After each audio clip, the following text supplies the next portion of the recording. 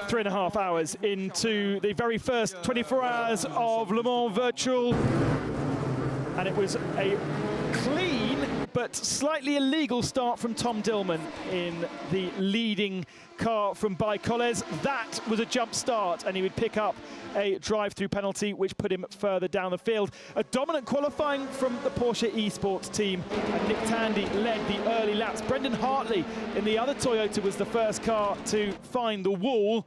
Unfortunately, that meant that he is way down the field, but they have got back running again. Changes at the front of the field. The Dempsey Proton machine got himself up to the lead, as it was, as usual for GT, so chaos further back.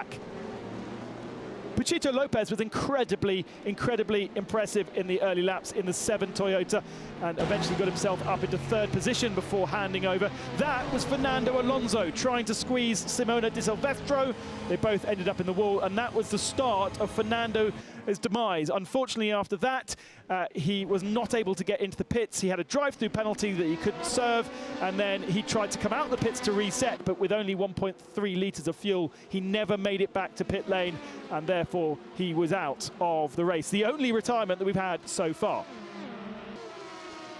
Paquito Lopez in the Toyota number 7 continued to impress, as I say, got himself up to 3rd overall in the end. And the Strong Together machine having contact from the United Autosports car, one of the few cars to have all 4 pro drivers. Stoffel Vandoorne in the 16 Veloce eSports 2 car gathered the lead. An impressive couple of stints from the Formula E Mercedes driver. But wherever you look, there was battling all the way through the field. Williams eSports preventing lots of entertainment. And the GT class saw the Corvettes starting to move up through the field and start to challenge the Porsches.